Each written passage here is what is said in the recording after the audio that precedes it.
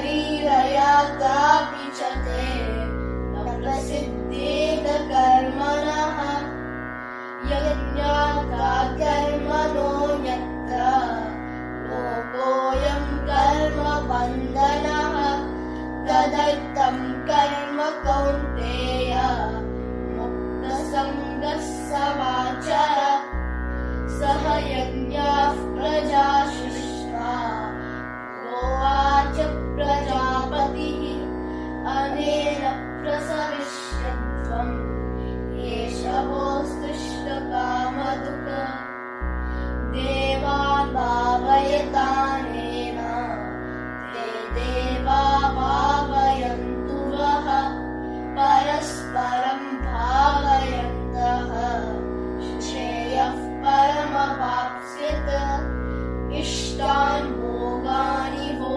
देवाः दास्यन्ते यज्ञभागिताः तैर्दत्तानप्रदायैभ्यः यो भुङ्क्ते स्थिर एव सः।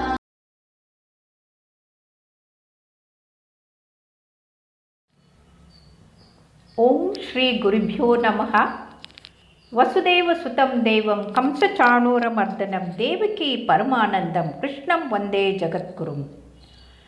4ನೇ ಶ್ಲೋಕದಲ್ಲಿ ಭಗವಂತನು ಕರ್ಮಯೋಗ ಮತ್ತು ಸಾಂಖ್ಯಯೋಗದ ಪ್ರಕಾರ ಕರ್ಮ ಅವಶ್ಯಕ ಅಂತ ಹೇಳಿ, ಮುಂದಿನ 5ನೇ ಶ್ಲೋಕದಲ್ಲಿ ಯಾವುದೇ ವ್ಯಕ್ತಿ ಯಾವುದೇ ಕ್ಷಣ ಕರ್ಮ ಮಾಡದೆ ಇರಲಾರನು ಎಂದು ಹೇಳಿ, 6ನೇ ಶ್ಲೋಕದಲ್ಲಿ ಹಠಪೂರ್ವಕ ಇಂದ್ರಿಯ ನಿಗ್ರಹ ಮಾಡಿದನೆಂದು ಅವನ ಮನದಲ್ಲಿ ಕಾಮನೆ ತುಂಬಿಕೊಂಡರೆ ಅದು ಮಿಥ್ಯ ಅಂತ ತಿಳಿಸಿ, ಇಂದಿನ 7ನೇ ಶ್ಲೋಕದಲ್ಲಿ ವಾಸ್ತವಿಕ ತ್ಯಾಗದ ಪರಿಚಯ ಕೊಡುತ್ತಾ ಹೇಳ್ತಾರೆ,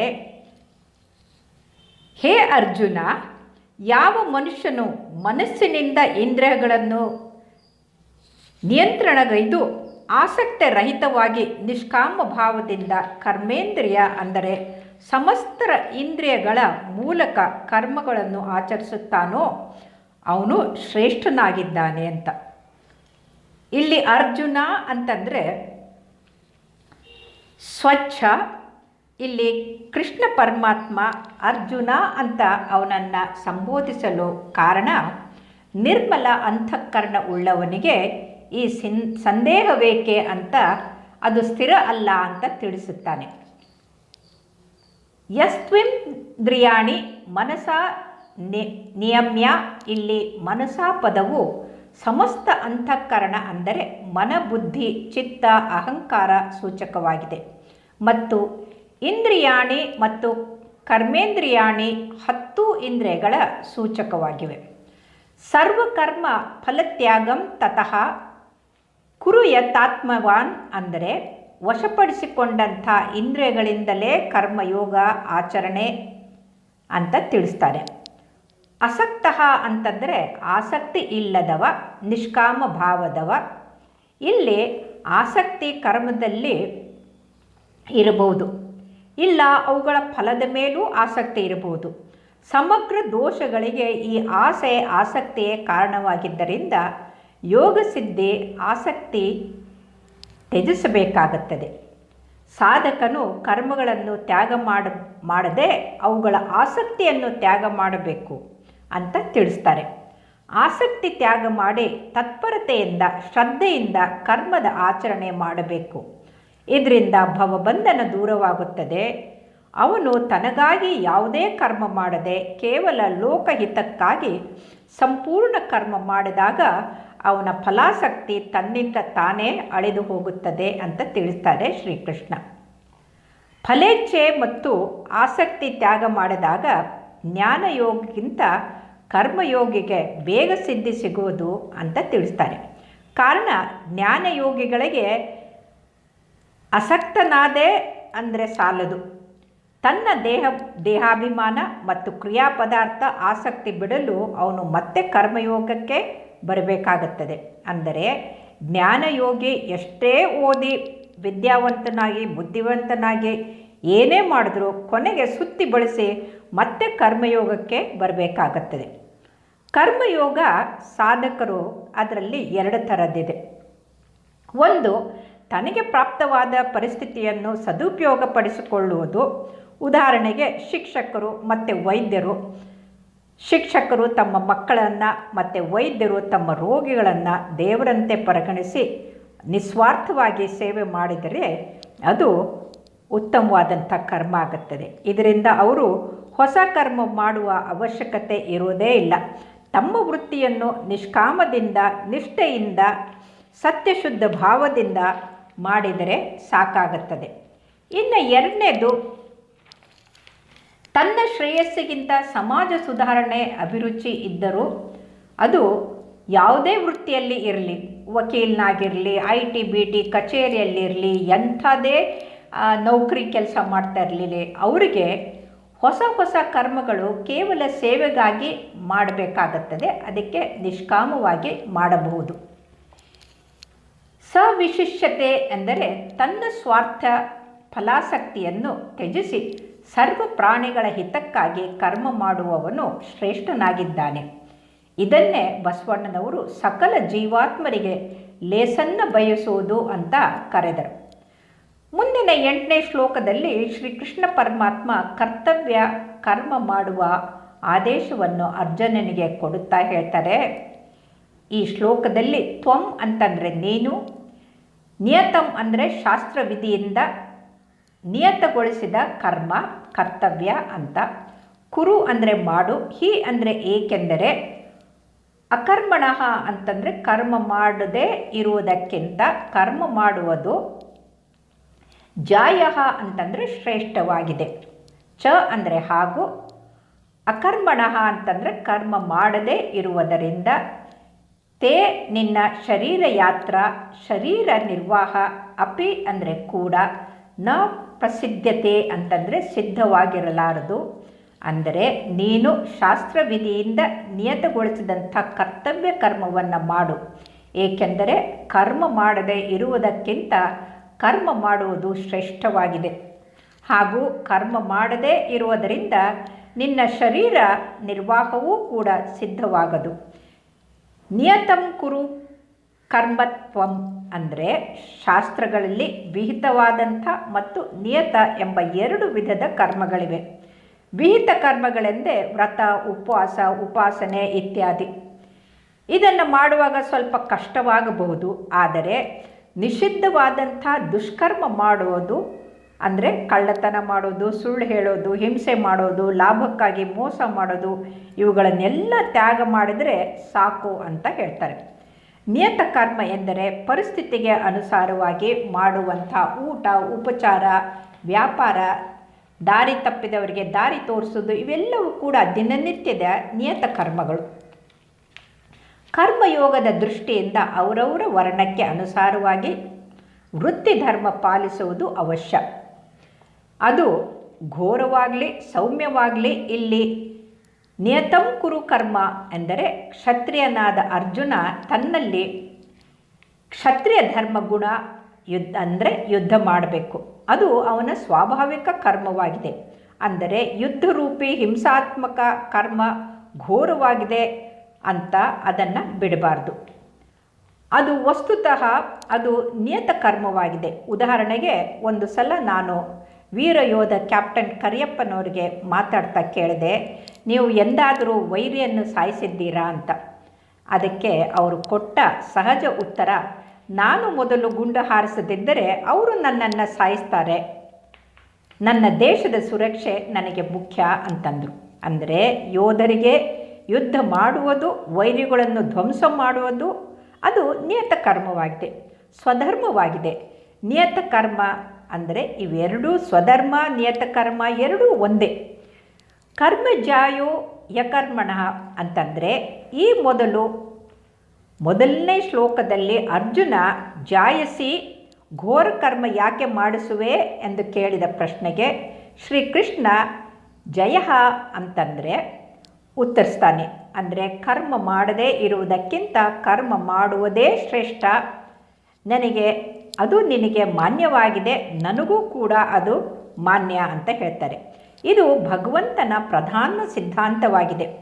ಶರೀರಯತ್ರಾಪಿ ಚ ತೇನ ಪ್ರಸಿದ್ಧೇ ದ ಕರ್ಮಣಃ. ಅಂದರೆ ಕರ್ಮ ಮಾಡದಿದ್ದರೆ, ಅಂದರೆ ಯುದ್ಧ ಮಾಡದಿದ್ದರೆ ತನ್ನಿಂದ ತಾನೇ ಕರ್ಮದ ಬಂಧನಕ್ಕೆ ಹೋಗುವುದೆಂದು ಅರ್ಜುನ ಯೋಚಿಸಿದ್ದ.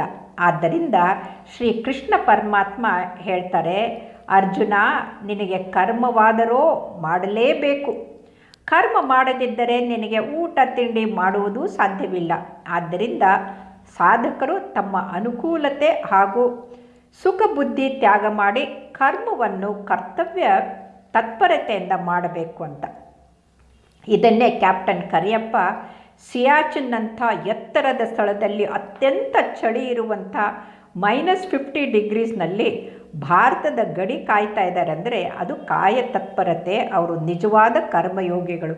ಆದ್ದರಿಂದ ಈಗ ನಮ್ಮ ಯೋಧರಿಗೂ ಭಗವದ್ಗೀತೆಯನ್ನು ಬೋಧಿಸ್ತಾ ಇದ್ದಾರೆ. ಕರ್ಮಣ ಬದ್ಧತೆ ಜಂತುವು. ಹಾಗಂದರೆ ಬಂಧನದಿಂದ ಬಿಡುಗಡೆ ಹೊಂದಲು ಮನುಷ್ಯ ಏನು ಮಾಡಬೇಕು? ಇದನ್ನು ಶ್ರೀಕೃಷ್ಣ ಪರಮಾತ್ಮ 9ನೇ ಶ್ಲೋಕದಲ್ಲಿ ಹೇಳ್ತಾರೆ.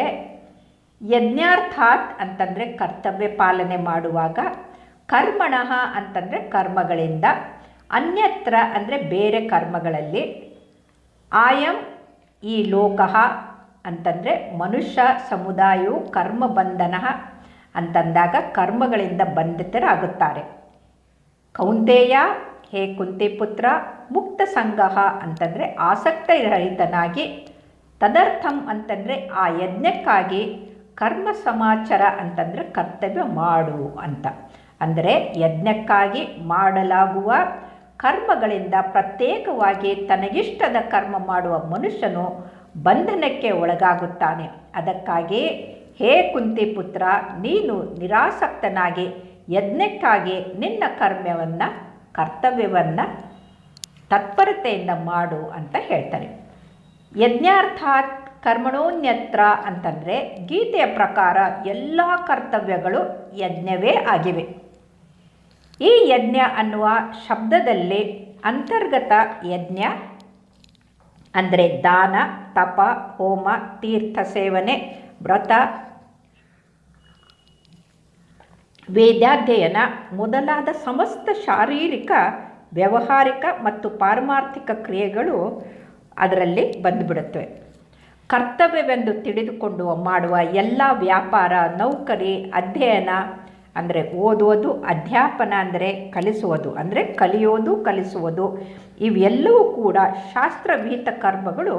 ಅವುಗಳು ಕೂಡ ಯಜ್ಞ ಆಗಿವೆ.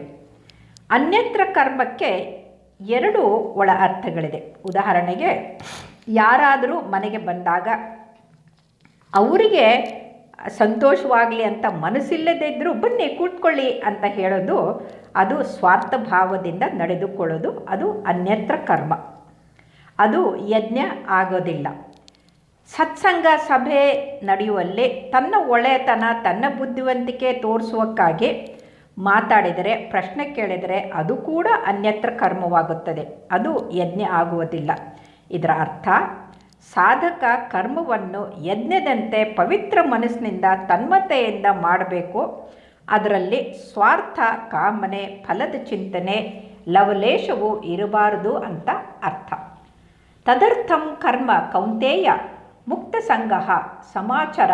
ಇಲ್ಲಿ ಮುಕ್ತ ಸಂಗಹದ ತಾತ್ಪರ್ಯ ಆಸಕ್ತಿ ರಹಿತನಾಗಿ, ಅಂದರೆ ಕುಂತಿನಂದನ, ನೀನು ಯಾವುದೇ ಸ್ವಾರ್ಥದ ಆಸಕ್ತಿ ಇಲ್ಲದೆ ಇದನ್ನು ಯಜ್ಞವೆಂದು ತಿಳಿದು ಕರ್ತವ್ಯ ಕರ್ಮ ಮಾಡು. ಇದು ನಮಗೆಲ್ಲ ಕಲಿಸಿದ ದೊಡ್ಡ ಪಾಠವೆಂದು ನಾವು ಈ ಭಗವದ್ಗೀತೆಯಿಂದ ಕಲಿಯಬೇಕು. ನಾವು ಯಾವುದೇ ವೃತ್ತಿಯಲ್ಲಿದ್ದರೂ ನಮಗೆ ಏನನ್ನೂ ಬಯಸದೆ ಸರ್ವ ಪ್ರಪಂಚದ ಹಿತವನ್ನು ಮುಂದಿಟ್ಟುಕೊಂಡು ಕರ್ಮ ಮಾಡಬೇಕು. ಕರ್ಮಯಜ್ಞ ಬಿಟ್ಟು ಸ್ವಾರ್ಥಕ್ಕೆ ಏನೇ ಮಾಡಿದರೂ ಅದು ಬಂಧನಕ್ಕೆ ಕಾರಣವಾಗುತ್ತದೆ ಅಂತ ಮರಿಬಾರದು. ಮುಂದೆ ಕರ್ಮಗಳ ಅವಶ್ಯ ಕರ್ತವ್ಯವನ್ನು ಪುಷ್ಟಿಗೊಳಿಸಲು ಇನ್ನಷ್ಟು ಕಾರಣಗಳನ್ನು ಹೇಳುತ್ತಾ 10 ಮತ್ತು 11ನೇ ಶ್ಲೋಕಗಳಲ್ಲಿ ಶ್ರೀಕೃಷ್ಣ ಪರಮಾತ್ಮ ಹೇಳ್ತಾರೆ, ಪ್ರಜಾಪತಿ ಬ್ರಹ್ಮನು ಸೃಷ್ಟಿಯ ಆದಿಯಲ್ಲಿ ಕರ್ತವ್ಯ ಕರ್ಮಗಳ ವಿಧಾನ ಸಹಿತ ಪ್ರಜೆ ಅಂದರೆ ಮನುಷ್ಯರನ್ನು ಸೃಷ್ಟಿಸಿ ಹೇಳಿದನು, ನೀವೆಲ್ಲ ಈ ಕರ್ತವ್ಯದ ಮೂಲಕ ಎಲ್ಲರನ್ನೂ ವೃದ್ಧಿಗೊಳಿಸಿರಿ. ಮತ್ತು ಈ ಕರ್ತವ್ಯ ಕರ್ಮರೂಪಿ ಯಜ್ಞವು ನಿಮಗೆಲ್ಲರಿಗೂ ಕರ್ತವ್ಯ ಪಾಲನೆಯ ಅವಶ್ಯಕ ಸಾಮಗ್ರಿ ಕೊಡುವಂಥದ್ದಾಗಲಿ. ಇದರಿಂದ ತನ್ನ ಕರ್ತವ್ಯ ಕರ್ಮದ ಮೂಲಕ ನೀವೆಲ್ಲ ದೇವತೆಗಳನ್ನು ತೃಪ್ತಿಪಡಿಸಿರಿ ಮತ್ತು ಆ ದೇವತೆಗಳು ತಮ್ಮ ಕರ್ತವ್ಯದ ಮೂಲಕ ನಿಮಗೆಲ್ಲ ತೃಪ್ತಿಪಡಿಸಲಿ. ಈ ಪ್ರಕಾರ ಪರಸ್ಪರ ತೃಪ್ತಿಪಡಿಸುತ್ತಾ ನೀವೆಲ್ಲರೂ ಪರಮಶ್ರೇಯಸ್ಸು ಪಡೆಯಿರಿ ಅಂತ. ಇಲ್ಲಿ ಪರಸ್ಪರ ಭಾವಿಯಂತಹ ಅಂತಂದರೆ ನಿಮ್ಮ ಸೇವೆ ನೀವು, ಅವರ ಸೇವೆ ನಿಮಗೆ ಮಾಡೋದು ಅಂತಂದರೆ ಒಬ್ರಿಗೊಬ್ಬರು ಸೇವೆ ಮಾಡೋದು ಅಂತ ಅಷ್ಟೇ ಅಲ್ಲ. ಅವರು ನಮಗೆ ಸೇವೆ ಮಾಡಲಿ ಮಾಡದೇ ಇರಲಿ, ನಮ್ಮ ಕರ್ತವ್ಯ ನಾವು ನಿಸ್ವಾರ್ಥ ಸೇವೆ ಸಮಾಜಕ್ಕೆ ಮಾಡಬೇಕು ಅಂತ ತಿಳ್ಕೊಳ್ಬೇಕು. ಸೇವೆ ಮಾಡುವುದರಲ್ಲಿ ನಮ್ಮ ಅರಿವು, ಸಾಮರ್ಥ್ಯ, ಸಮಯ, ಸಾಮಗ್ರಿ ಎಲ್ಲವನ್ನೂ ಅರ್ಪಿಸಬೇಕು. ಮನುಷ್ಯರು ತಮ್ಮ ಕರ್ತವ್ಯ ಪಾಲನೆ ಮಾಡುತ್ತಾ ಇತರರನ್ನು ಸಂರಕ್ಷಿಸಿದರೆ ಕರ್ಮಯೋಗ ಸಿದ್ಧವಾಗುತ್ತದೆ. ಇದು ಮಾನವೀಯತೆಯ ಭಾವ ತೋರಿಸುತ್ತದೆ. ಇದೇ ಭಾವವನ್ನು ಬಸವಣ್ಣನವರು ಕಾಯಕವೇ ಕೈಲಾಸವೆನ್ನುವ ದಿವ್ಯ ಮಂತ್ರದಿಂದ ಹೇಳಿದರು. ಅಂದರೆ ದೈವೀ ಸ್ವರೂಪವಾದಂಥ ಸಮಾಜಕ್ಕೆ ದಾಸನಾಗಿ ನಿಸ್ವಾರ್ಥ ಸತ್ಯಶುದ್ಧ ಕಾಯಕ ಮಾಡಿದರೆ ನಮ್ಮ ಸುತ್ತ ಕೈಲಾಸ ನಿರ್ಮಾಣವಾಗುವುದು ಅಂತ. ಶ್ರೀ ಕೃಷ್ಣಾರ್ಪಣಮಸ್ತು. ಶುಭವಾಗಲಿ.